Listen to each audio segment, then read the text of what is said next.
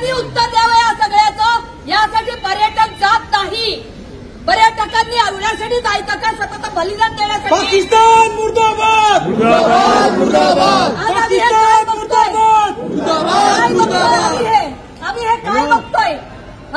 सुरक्षा व्यवस्था कुठे आहे भारताची? जर तुम्हाला आधीपासून याची धमकी आली होती तर त्यासाठी योग्य ती पावलं का नाही उचलली गेली? का नाही उचलली गेली भारत देशाने? काय मोदी सरकार जाओ यासाठी मोदी सरकार जाओ. तुम्ही आता त्यांच्यावर अटॅक करा, काही करा, पण हे झालंच का याचं उत्तर द्या. संरक्षण व्यवस्था कुठे होती? तिथे डोंबिवली लोक नागरिक पाकिस्तानचे मुर्दाबाद करतात, महिला उतरली रस्त्यावर. मोनेचे अरे प्रत्येक भारतीय माणूस आहे आणि त्याच्यावर हा हल्ला होतोच. कसा का होतो हा हल्ला? उद्या उठून आपल्यापैकी जातील म्हणून काय असं सहन करायचं? कुठे आहेत देशाचे मुख्य आहेत तर कुठे आहेत? ते भारताच्या बाहेर होते, आता आले भारतात आणि आता गेले तिकडे. मग आधी तुमचं संरक्षण व्यवस्था होतं कुठे? का नाही आलं ते लोक?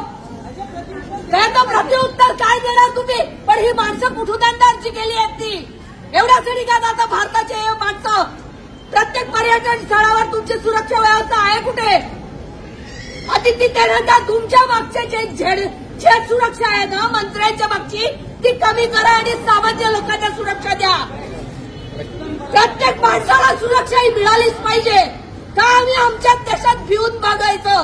का भिवून जायचं? का आमच्या हातात हे नाहीये? आम्हाला ही कायदा सुव्यवस्था कळते का? कोणी संरक्षण मंत्री नाहीये तिथं बघायला? स्वतः प्रत्येक जण बघताय मला खुर्ची पाहिजे, मला सत्ता पाहिजे, मला पैसा पाहिजे का? आणि आमच्या दारी येतात भीक बघायला मताची. माणसाच्या मताची किंमत राहिली आहे कुठे? तुम्ही ईव्हीएम मध्ये घोटाळे करता, तुम्ही खुर्ची पाडता, तुम्ही सरकार बदलून टाकता. आमची मतं राहिलीत कुठे? आमची माणसं राहिलीत कुठे? आणि आमच्या माणसाची जीवाची किंमत राहिली आहे कुठे? कसे काय तिथल्या लोक आहेत ते येऊ शकतात गणेश इथल्या पोलिसांच्या गणवेशात आणि तिथे हल्ला करू शकतात? आले कुठून त्याच्याजवळ ते गणवेश सगळे? हे कुठून आलं त्याच्याकडे सगळं? पाकिस्तान मुर्दाबाद पाकिस्तान मुर्दाबाद पाकिस्तान मुर्दाबाद. यादी होणार नाहीये. हे 10 दिवसानंतर सगळं थंड होऊन जाईल. जर तुम्ही काही होणार नाही. आजपर्यंत अनुभव आहे, करू नका, त्याच्या आधी ऍक्शन घ्या. आजपर्यंत अनुभव आहे. काही होणार नाही. 10 दिवसानंतर हे थंड होणार. काही होणार नाही. हे निर्णयावर 4 दिवस राहील, नंतर सगळं नंतर पुन्हा तेच चालू होईल. नाही नंतर पुन्हा 4 दिवसांनी परत काय चालू होईल? हा मंत्री ह्या पक्षात गेला, तो मंत्री त्या पक्षात गेला. हे चालू असते नेहमी. आणि महाराष्ट्र गव्हर्नमेंट आणि मोदी गव्हर्नमेंट फक्त सरकार फोडण्याचं काम करते, बाकी सुरक्षितता झिरो आहे. काही अर्थ नाहीये.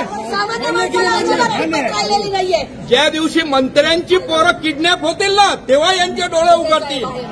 मंत्र्यांची पोरं किडनॅप झाली पाहिजे तर डोळे उघडतील यांचे.